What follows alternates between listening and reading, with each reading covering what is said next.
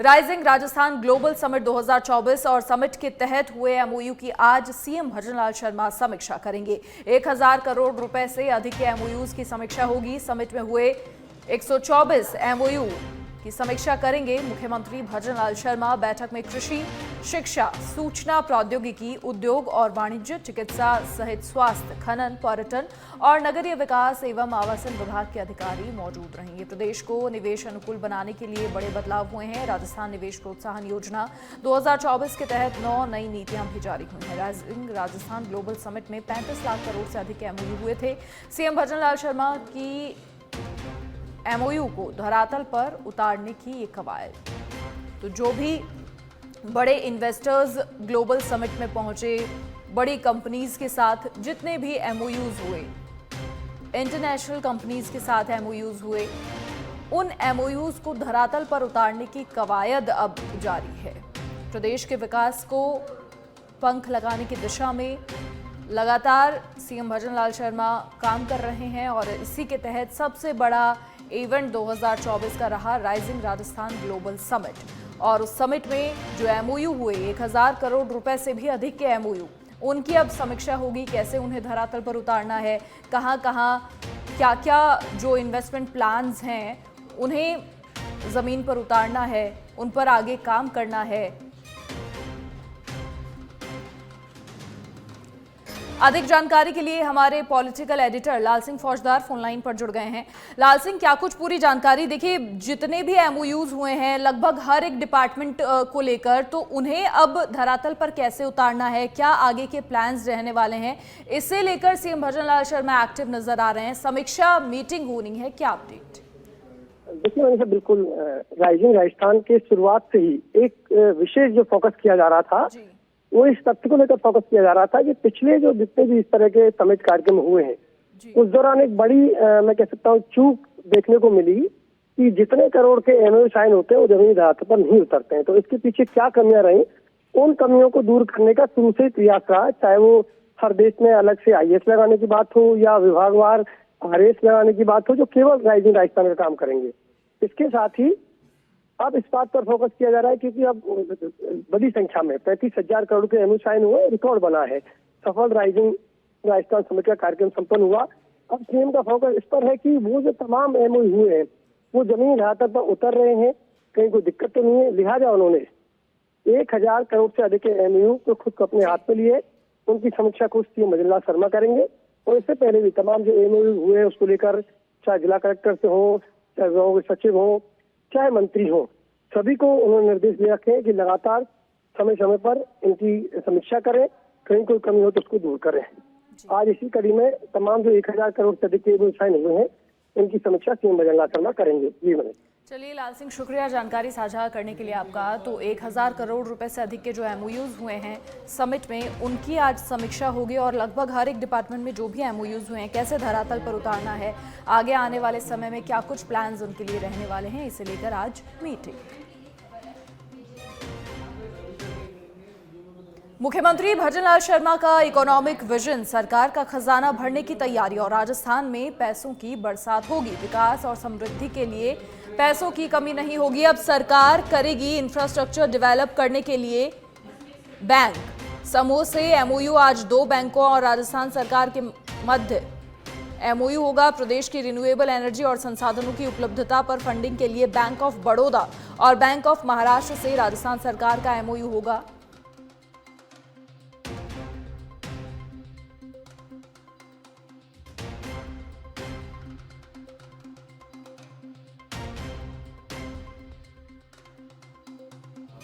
राजस्थान सरकार का यह एमओयू होगा। मुख्यमंत्री भजनलाल शर्मा की उपस्थिति में राज्य सरकार और बैंकों से एमओयू होगा। बैंक ऑफ बड़ौदा से 20,000 करोड़ का और बैंक ऑफ महाराष्ट्र से 10,000 करोड़ का एमओयू होगा। तो ये बड़ी जानकारी, सीएम भजनलाल शर्मा का इकोनॉमिक विजन और सरकार का खजाना भरने की तैयारी। तो लगातार राजस्थान को कैसे विकास के पथ पर आगे ले जाना है, इसी दिशा में आगे काम किया जा रहा है। फिर चाहे वो राइजिंग राजस्थान ग्लोबल समिट में हुए एमओयूज की समीक्षा हो या फिर अब बैंक्स के साथ जो एमओयू होने वाला है, 2 बैंक और राजस्थान सरकार के बीच आज एमओयू होगा। प्रदेश की रिन्यूएबल एनर्जी और संसाधनों की उपलब्धता पर फंडिंग के लिए बैंक ऑफ बड़ौदा और बैंक ऑफ महाराष्ट्र से राजस्थान सरकार का एमओयू होगा और सीएम भजनलाल शर्मा की उपस्थिति में राज्य सरकार और बैंकों से एमओयू होगा। बैंक ऑफ बड़ौदा से 20,000 करोड़ और बैंक ऑफ महाराष्ट्र से 10,000 करोड़ का एमओयू होगा।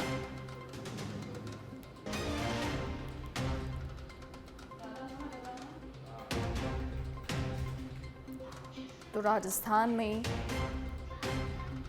पैसों की बरसात होगी। विकास और समृद्धि के लिए पैसों की कमी नहीं होगी। सरकार इंफ्रास्ट्रक्चर डेवलप करने के लिए बैंक समूह से एमओयू करेगी। आज 2 बैंकों और राजस्थान सरकार के मध्य एमओयू होगा। प्रदेश की रिन्यूएबल एनर्जी और संसाधनों की उपलब्धता पर फंडिंग के लिए बैंक ऑफ बड़ौदा और साथ ही बैंक ऑफ महाराष्ट्र से राजस्थान सरकार का एमओयू होगा। सीएम भजनलाल शर्मा की उपस्थिति में राज्य सरकार और बैंकों का यह एमओयू होगा। बैंक ऑफ बड़ौदा से 20,000 करोड़ और बैंक ऑफ महाराष्ट्र से 10,000 करोड़ का एमओयू होगा।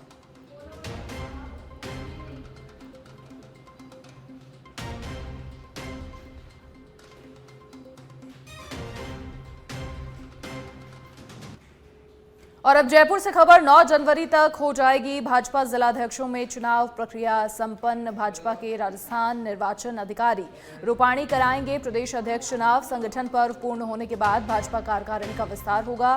कार्यकारिणी के विस्तार के बाद बनाए जाएंगे पन्ना प्रमुख। भाजपा प्रदेश अध्यक्ष मदन राठौड़ ने जानकारी दी है। गुजरात के पूर्व सीएम हैं भाजपा के राजस्थान निर्वाचन अधिकारी। कार्यकारिणी के विस्तार के बाद पन्ना प्रमुख बनाए जाएंगे। भाजपा प्रदेश अध्यक्ष मदन राठौड़ की ओर से जानकारी साझा की गई है।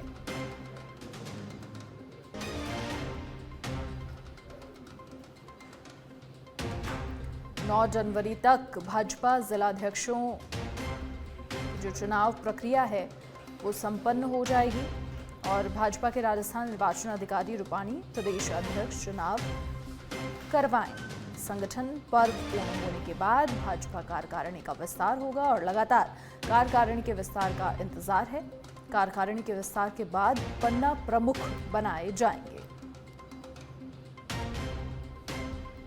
भाजपा प्रदेश अध्यक्ष मदन राठौड़ की ओर से ये जानकारी दी गई है। गुजरात के पूर्व सीएम भाजपा के राजस्थान निर्वाचन अधिकारी हैं। और अब अलवर के बहरोड से बड़ी खबर। शहीद नीतीश कुमार की पार्थिव देह आज बहरोड आएगी। पैतृक गांव रिवाली में सैन्य सम्मान के साथ अंतिम संस्कार होगा। 4 जनवरी को जम्मू कश्मीर के बांदीपोरा में सेना का ट्रक खाई में गिर गया था, जिसमें सवार 2 जवान गंभीर घायल हुए थे। 4 जवान शहीद हुए थे। कल जम्मू कश्मीर में मौसम खराब होने की वजह से पार्थिव देह नहीं आई और दिन भर परिजन और ग्रामीण जवान की पार्थिव देह आने का इंतजार करते रहे। लेकिन आज पार्थिव देह उनके पैतृक गांव पहुंचेगी और सैन्य सम्मान के साथ उनका अंतिम संस्कार किया जाएगा। शहीद नीतीश कुमार की पार्थिव देह आज बहरोड आएगी। कल दिन भर परिजन और ग्रामीण इंतजार करते रहे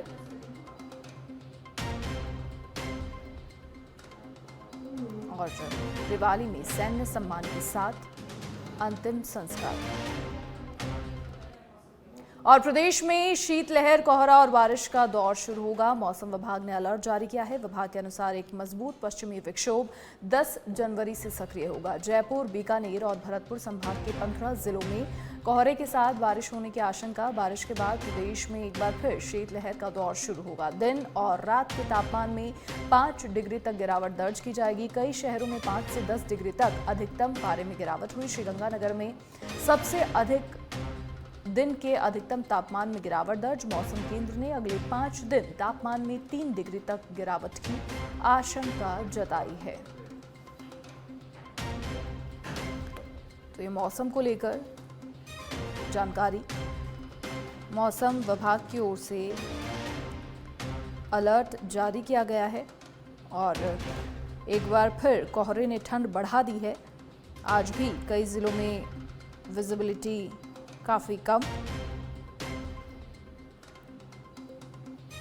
अधिक जानकारी के लिए सहयोगी प्रमोद फोन लाइन पर जुड़ गए हैं। प्रमोद, क्या कुछ पूरी जानकारी? देखिए, मौसम विभाग की ओर से अलर्ट भी जारी किए गए हैं। 4 जिलों में ऑरेंज अलर्ट आज को लेकर ही, और 15 जिलों में कहीं ना कहीं बारिश को लेकर भी अलर्ट है। मकर संक्रांति से पहले हो सकता है बारिश हो।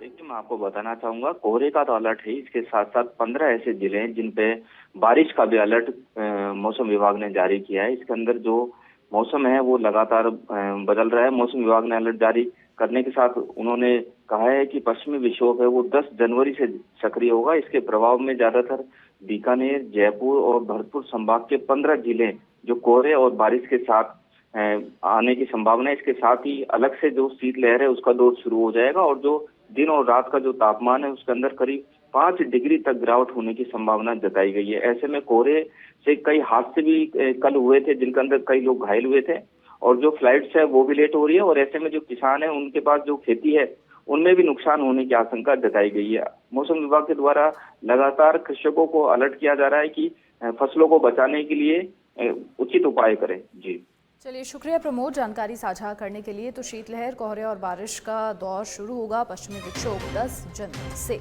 सक्रिय होगा।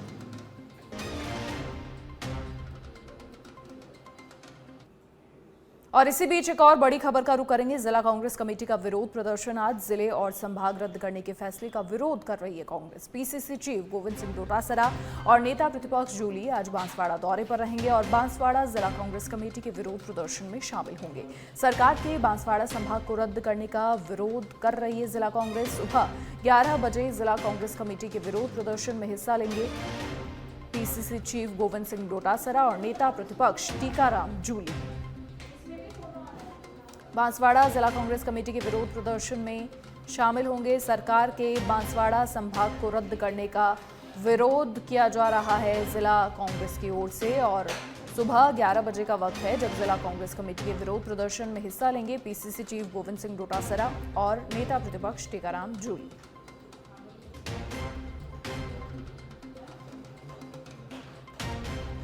जिले और संभाग रद्द करने के फैसले का विरोध कांग्रेस की ओर से किया जा रहा है। पीसीसी चीफ गोविंद सिंह डोटासरा और नेता प्रतिपक्ष टीकाराम जूली आज बांसवाड़ा दौरे पर रहेंगे। अधिक जानकारी के लिए सहयोगी सुनील यादव फोन लाइन पर जुड़ गए हैं। सुनील, क्या कुछ पूरी जानकारी? देखिए, जब से जो संभाग और जिले रद्द किए गए हैं उसे लेकर कांग्रेस लगातार हमलावर बयानबाजी भी लगातार की जा रही है और बांसवाड़ा संभाग को लेकर आज 11 बजे जिला कांग्रेस कमेटी का विरोध प्रदर्शन है और वहां पर पीसीसी चीफ पहुंचेंगे, नेता प्रतिपक्ष भी पहुंचेंगे। क्या जानकारी? बिल्कुल मनीषा, देखिए जैसे ही जो कांग्रेस राज में जो नए जिले बनाए गए थे, नए संभाग बनाए थे, उनको भजनलाल कैबिनेट में जैसे रद्द करने का फैसला किया था उसके बाद से ही कांग्रेस लगातार जो है आक्रामक स्थिति में है और किसी भी तरह से कोई मौका यहाँ पर छोड़ना नहीं चाह रही है। लगातार जो विरोध प्रदर्शन है वो किए जा रहे हैं। आज जो है जो बांसवाड़ा संभाग को जो निरस्त किया गया है उसको लेकर जिला कांग्रेस कमेटी एक बड़ा प्रोटेस्ट है वो कर रही है और उसी प्रदर्शन में शामिल होने के लिए जो पीसीसी चीफ गोविंद सिंह डोटासरा वहां पर पहुंच रहे हैं। साथ ही साथ जो नेता प्रतिपक्ष टीकाराम जूली भी वहां पर जा रहे हैं और जो जिला कांग्रेस कमेटी का प्रोटेस्ट है उसमें शामिल होंगे। दोनों बड़े नेता इसलिए शामिल हो रहे हैं ताकि जो विरोध है, जो प्रदर्शन है, उसको गति मिल सके, उसको राजस्थान के कोने कोने तक जो कांग्रेस का प्रोटेस्ट है उसको पहुंचाया जा सके। ये कांग्रेस की नई रणनीति का हिस्सा है कि किस तरह से सरकार को घेरा जाए। रणनीति के तहत यही बताया जा रहा है कि अलग अलग संभाग स्तर पर अलग अलग जो जिले निरस्त हुए हैं उन मुख्यालयों पर इस तरह की कांग्रेस प्रदर्शन करेगी और उन तमाम प्रोटेस्ट में बड़े नेता जो हैं वो शामिल होंगे। उसके लिए बाकायदा जिम्मेदारी भी दी हुई है और खुद प्रदेश अध्यक्ष डोटासरा भी ऐसे प्रोटेस्ट में शामिल होंगे। मकसद यही है कि जिस तरह से जो जिले हैं, क्योंकि जिलों को लेकर जो कांग्रेस 2023 के विधानसभा चुनाव में अपनी अचीवमेंट्स मान रही थी उनको, और अब जब बीजेपी रद्द कर रही है तो लोगों को उससे जुड़ाव देखने बताया जा रहा है कि लोगों की सुविधा के लिए बनाए गए थे और बीजेपी सरकार ने इनको रद्द कर दिया। तो कांग्रेस जनहितैषी बनने की अपनी मंशा के साथ ये प्रोटेस्ट करना चाह रही है और इस पूरा जो विरोध प्रदर्शन है इसका पूरा फायदा लेना चाहती है, क्योंकि साल भर से कांग्रेस ने कोई बड़ा प्रदर्शन किया नहीं। अब कांग्रेस इसको एक मौके के तौर पर देख रही है और उस मौके को भुनाना चाहती है। तो कहा जा सकता है कि यहाँ पर पूरा दमखम लगाते हुए प्रोटेस्ट किए जाएंगे। आज माफ कीजिएगा, बांसवाड़ा संभाग से जो है ये शुरुआत हो रही है और एक बड़ा प्रोटेस्ट है ये यहाँ पर बनने जा रहा है। और लगातार न सिर्फ जिलों को लेकर बल्कि दूसरी तरफ जो अन्य मुद्दे हैं उनको लेकर भी, जैसे इंग्लिश मीडियम स्कूल पर रिव्यू कमेटी बिठाने जैसे तमाम मुद्दे हैं, उन सभी पर कांग्रेस आक्रामक नजर फिलहाल आती हुई दिख रही है। मनीषा, चलिए शुक्रिया सुनील जानकारी साझा करने के लिए। तो आज विरोध प्रदर्शन में हिस्सा लेंगे पीसीसी चीफ गोविंद सिंह डोटासरा और नेता प्रतिपक्ष टीकाराम जूली। जयपुर से बड़ी खबर, सब इंस्पेक्टर भर्ती पेपर लीक मामले को लेकर सुनवाई। भर्ती रद्द करने को लेकर याचिका लगाई गई थी। कोर्ट ने सरकार को जवाब पेश करने के लिए 2 सप्ताह का समय दिया था। कोर्ट के जरिए दिया गया समय पहले ही पूरा हो चुका है। एडवोकेट हरेंद्र नील रखेंगे भर्ती रद्द करने वालों की तरफ से पक्ष और प्रदेश भर के युवाओं की नजर टिकी है कोर्ट के फैसले पर।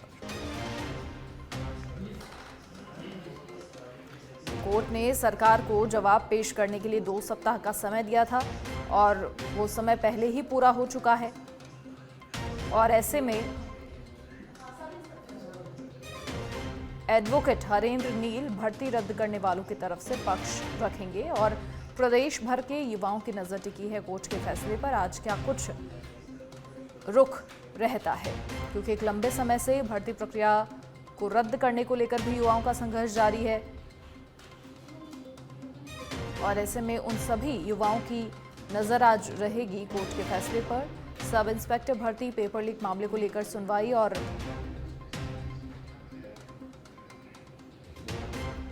अधिक जानकारी के लिए हमारे एसोसिएट एडिटर निजाम कटालिया जी फोन लाइन पर जुड़ गए हैं।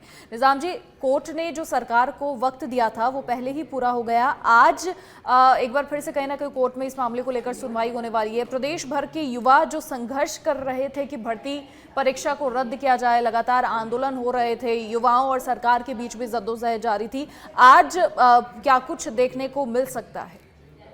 ये सबसे महत्वपूर्ण बात है कि राजस्थान हाईकोर्ट ने 22 नवंबर के अपने आदेश में राजस्थान सरकार को यथास्थिति बनाए रखने के आदेश दिए थे इस भर्ती प्रक्रिया के संपूर्ण चीजों में, यानी कि जो पुलिस की जो परेड होनी थी, उनकी पासिंग आउट परेड होनी थी, उस पर भी रोक थी।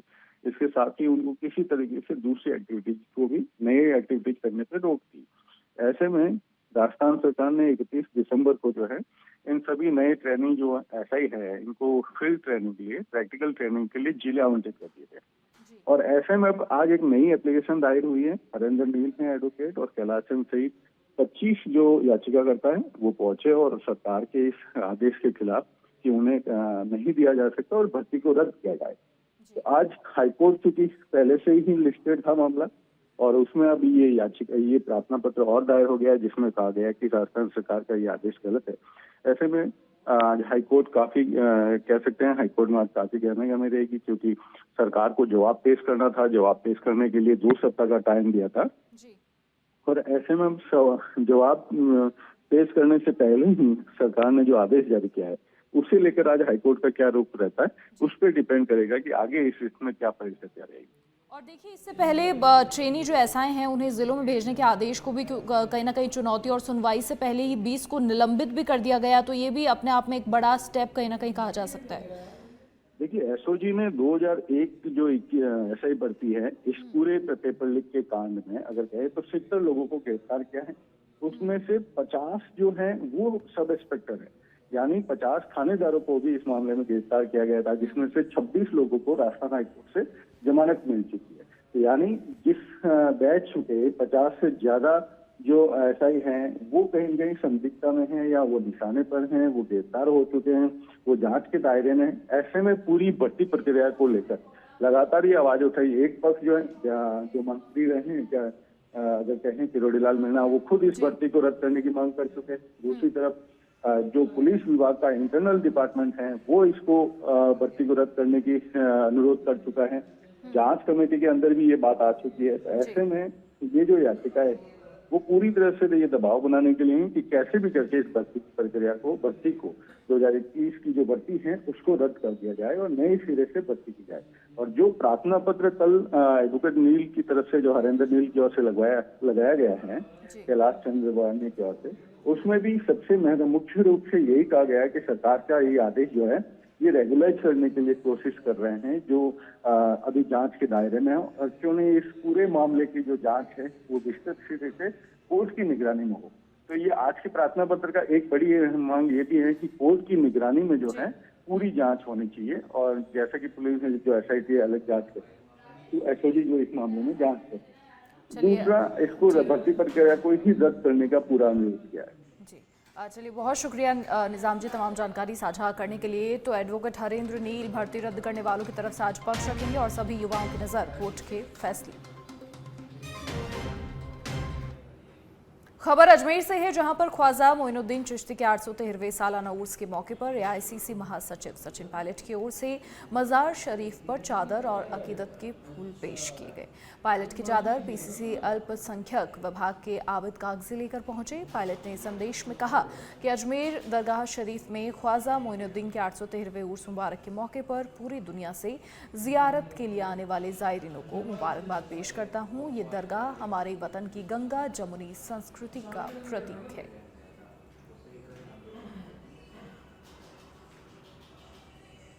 और जोधपुर DCP वेस्ट राज ने आज पत्रकारों से वार्ता की और बात करते हुए बताया कि पुलिस ने मादक पदार्थों की तस्करी को रोकने के लिए मिशन संकल्प का अभियान शुरू किया गया है। उन्होंने बताया मिशन संकल्प अभियान में विभिन्न टीमों ने पिछले कुछ दिनों में 27 जगह कार्रवाई करते हुए मादक पदार्थ तस्करों को गिरफ्तार किया है। और अभियान के तहत पुलिस ने कई जगहों पर मादक पदार्थ तस्करी करने वाले गिरोह पर छापामारी कर 65 लाख रुपए से अधिक कीमत के मादक पदार्थ को जब्त किया। साथ ही पुलिस ने हाल ही में ड्रोन से सर्वे कर डॉग स्क्वाड घुड़सवारी की मदद से कार्रवाई करते हुए एरिया डोमिनेशन भी किया है। प्रकरण हमने दर्ज किया और जो पूछताछ हुआ है उसमें कुछ जिले का नाम आ रहा है, जैसे सांचौर, जालोर, वहाँ पर कुछ सप्लायर्स को हमने चिन्हित किया है। उनके विरुद्ध भी हम कार्रवाई करने का प्रयास कर रहे हैं।